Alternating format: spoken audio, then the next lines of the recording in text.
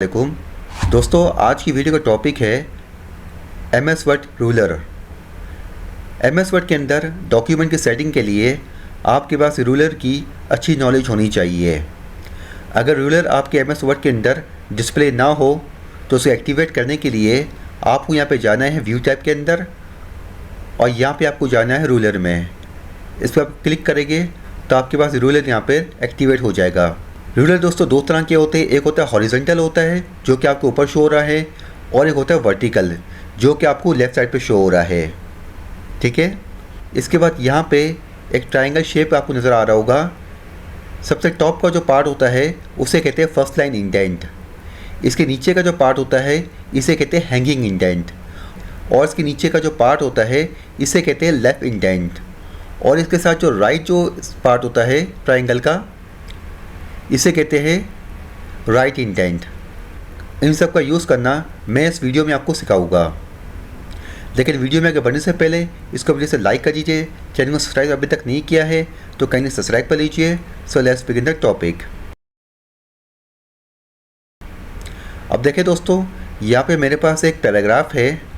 ठीक है, अब मेरी रिक्वायरमेंट ये है कि पैराग्राफ का जो फर्स्ट जो लाइन है ना, सिर्फ वो मुझे एडजस्ट करनी है, और मैं चाहता हूँ कि रिमेनिंग जो लाइन है वो अपनी जगह पर ही रहे, यानी कि वो कांस्टेंट रहे। तो इसके लिए आपको क्या करना है, इसके लिए आपको कर्सर आपको यहाँ पे रखना है फर्स्ट पे। इसके बाद कर्सर रखने के बाद यहाँ पे आपको इस फर्स्ट लाइन इंडेंट को आपको यहाँ पे ड्रैग करना है। सिर्फ इसको आपको ड्रैग करना है तो आप देखोगे कि आपकी जो फर्स्ट लाइन है सिर्फ वो एडजस्ट हो रही है और बाकी जो रिमेनिंग लाइन है वो अपनी जगह पर है। ठीक है, कंट्रोल C करके मैं इसको अपनी जगह पे ले आता हूँ। और अगर फॉर एग्जांपल आपकी रिक्वायरमेंट ये है कि पैराग्राफ की जो फर्स्ट लाइन है ना वो अपनी जगह पे रहे और रिमेनिंग जो लाइन है वो एडजस्ट हो जाए, तो इसके लिए आपको क्या करना है, तो इसके लिए यहाँ पे आपको कर्सर रखना है, और कर्सर रखने के बाद इसके नीचे का जो पार्ट है हैंगिंग इंडेंट, इसके ऊपर आपको कर्सर रखना है और सिर्फ इसको आपको ड्रैग करना है।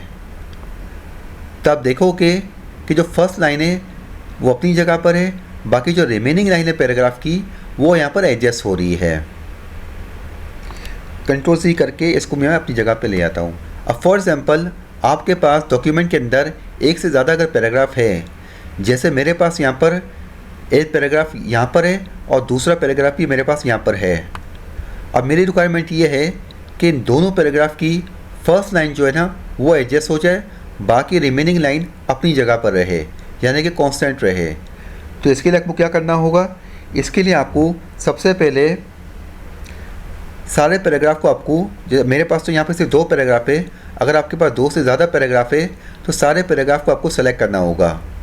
मैं इन सब पैराग्राफ को अपने सेलेक्ट करता हूँ। ठीक है, सेलेक्ट करने के बाद यहाँ पे ये ऊपर जो कुछ नज़र आ रहा है फर्स्ट लाइन इंडेंट, सिर्फ इसको आपको ड्रैग करना है।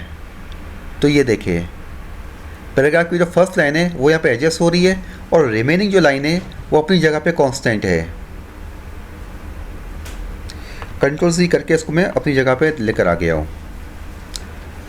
अब अगर फॉर एग्जांपल आप चाहते हो कि सारे पैराग्राफ की फर्स्ट लाइन जो है वो कांस्टेंट रहे, बाकी जो रिमेनिंग लाइन है वो एडजस्ट हो जाए, तो इसके लिए आपको सबसे पहले सारे पैराग्राफ को सेलेक्ट करने होंगे, और सेलेक्ट करने के बाद यहाँ पे इसके नीचे आता है हैंगिंग इंडेंट, सिर्फ इसको आपको यहाँ पर मूव करना है। तो ये देखिए फर्स्ट लाइन जो अपनी जगह पर ही है कांस्टेंट है, बाकी जो रिमेनिंग लाइन है पैराग्राफ की वो यहाँ पर एडजस्ट हो गई है। अब अगर आपकी रिक्वायरमेंट ये है कि आपको सारे पैराग्राफ, जितनी भी पैराग्राफ है आपके पेज के अंदर, उन सबको यहाँ पर मूव करना है, तो मूव करने के लिए आपको सबसे पहले सारे पैराग्राफ को आपको सेलेक्ट करना होगा, और सेलेक्ट करने के बाद यहाँ पे आपको सबसे नीचे का जो इसका पार्ट है लेफ़्ट इंडेंट, इसको आपको मूव करना है, इसको ड्रैग करना है। जब ड्रैग करोगे तो आप देखोगे कि आपके सारे पैराग्राफ यहाँ पे एडजस्ट हो रहे हैं, सब मूव हो रहे हैं। ठीक है, कंट्रोल C करके इसको मैंने पहले जैसा कर दिया। अब MS वर्ड का ये जो पार्ट होता है ना, ये पार्ट, ये हमारा है मार्जिन एरिया, और अगर यहाँ पे कर्सर रख के आप यहाँ पर नीचे ड्रैग करते हो और यहाँ पे कर्सर रख के इसको आप होल्ड करते हो तो आप देख सकते हो कि एक डॉटेड लाइन आपको यहाँ पे शो हो रही है, जिससे आपको पता चलता है कि आपका पैराग्राफ जो है वो सब सीक्वेंस में है कि नहीं है। अब आपका जो मार्जिन एरिया है वो यहाँ पर ये है। अगर आपको अपने मार्जिन एरिया को यहाँ पे इन्हेंस करना है तो इन्हेंस करने के लिए आपको करना ये है, फर्स्ट लाइन इंडेंट और हैंगिंग इंडेंट के बिटवीन में आपको कर्सर रखना है। जब आप कर्सर रखोगे तो आपका जो कर्सर है वो यहाँ पर एरो शेप पे कन्वर्ट हो जाएगा। जैसे ही कन्वर्ट हो जाए तो उसको आप राइट की तरफ ड्रैग करें, तो आप देख सकते हो कि आपका पैराग्राफ जो है वो राइट की तरफ मूव भी हो रहा है और आपका जो मार्जिन एरिया है वो यहाँ पर इन्हेंस हो रहा है। तो इस तरीके से अपने मार्जिन एरिया को यहाँ पर आप इन्हेंस कर सकते हो। इसके बाद आ जाते हैं हम यहाँ पर राइट इंडेंट पे क्लिक करके आप जैसे यहाँ पर इसको आप मूव करोगे लेफ़्ट साइड पर तो आपका पैराग्राफ जो है वो उसी के हिसाब से यहाँ पर एडजस्ट होता जाएगा। अब हम आ जाते हैं, अब हम समझते हैं वर्टिकल रूलर को। तो दोस्तों वर्टिकल रूलर जो है वो यहाँ पर आपका यहाँ से शुरू हो रहा है। इसको अगर आप ऊपर करना चाहते हैं तो आप ऊपर भी कर सकते हैं, एडजस्ट कर सकते हैं। इसको नीचे करना चाहते हैं इसको नीचे भी आप एडजस्ट कर सकते हैं उस तरह से, ठीक है। और अगर इसको ड्रैग करते वक्त यहाँ पे ऑल्टर की प्रेस कर देते हो तो आप देख सकते हो कि यहाँ पे इसके इंचेस यहाँ पे लिखे हुए आ रहे हैं कि कितनी इंच जो है वो नीचे पैराग्राफ को लेके जा रहा है। इसी तरह से फाइल के अंदर यहाँ पे एक ऑप्शन आता है, इस ऑप्शन के ऊपर आप क्लिक करें। यहाँ पे आता है एडवांस के अंदर जाके यहाँ पे आपको नज़र आ रहा होगा डिस्प्ले के अंदर show measurement in unit of. यहाँ पे बाय डिफ़ॉल्ट इंचेस सेलेक्ट होता है। आप चाहे तो यहाँ पे सेंटीमीटर भी सेलेक्ट कर सकते हैं, मिलीमीटर भी कर सकते हैं, पॉइंट्स भी कर सकते हो और पिकास भी कर सकते हैं, ठीक है। इसको यहाँ मैं ओके कर देता हूँ। और अब दोस्तों यहाँ पे लेफ़्ट साइड पे यहाँ पे आपको एक ब्लैक ट्राइंगल नज़र आ रहा होगा, लेफ़्ट टैब के नाम से नज़र आ रहा होगा। इसको कैसे यूज़ करते हैं ये मैं आपको बता देता हूँ। इसके लिए दोस्तों यहाँ पे आपको मैं एक नया पेज ओपन करता हूँ। इसके ज़रिए हम एक्चुअली टैब की सेटिंग करते हैं। टैब की सेटिंग कैसे करते हैं आए सीखते हैं। यहाँ पर फॉर एग्जांपल मैं टाइप करता हूँ नेम, यहाँ मैंने टैब प्रेस किया, फिर एक और टैब प्रेस किया, यहाँ मैंने कॉलम लगाया और यहाँ पे मैंने इसका नाम लिखा रमेश फॉर एग्जांपल, ठीक है। अब देखिए यहाँ पे मुझे मल्टीपल टाइम यहाँ पर टैब को प्रेस करना पड़ा है। तो मल्टीपल टाइम टैब प्रेस करने की बजाय अगर यहाँ पे आप टैब की सेटिंग कर दो तो आपका काम आसान हो जाएगा। इसके लिए लेफ़्ट साइड पर यहाँ पे आपको नज़र आ रहा है लेफ़्ट टैब, ये एक ट्रायंगल बना हुआ है ब्लैक कलर का। इसके ऊपर आप क्लिक करें। क्लिक करने के बाद अपनी मर्ज़ी के हिसाब से स्केल के ऊपर यहाँ पर सेटिंग कर सकते हो।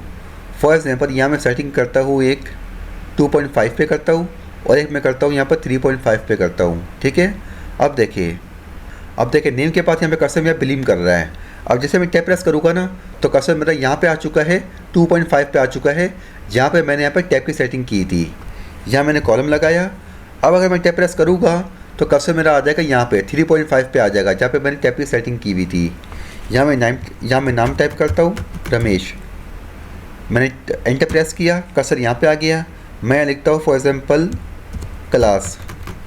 इसी बात आगे मैंने टैब प्रेस किया तो कर्सर एग्जैक्टली उसी जगह पर आया है, 2.5 पर आया है। यहाँ मैंने कॉलम लगाया। इसके बाद मैंने टैब प्रेस किया, यहाँ मैंने क्लास लिख दिया 9, ठीक है। तो इस तरीके से टैब की सेटिंग आप कर सकते हो और अपने काम को आप इजी बना सकते हो। तो दोस्तों मैं उम्मीद करता हूँ कि रूलर की सेटिंग आपको काफ़ी हद तक समझ में आ गई होगी। वीडियो अच्छी लगी तो लाइक करिएगा, चैनल को सब्सक्राइब नहीं किया तो सब्सक्राइब कर लीजिए। मिलते हैं अगली वीडियो में, जब तक के लिए अल्लाह हाफ़िज़।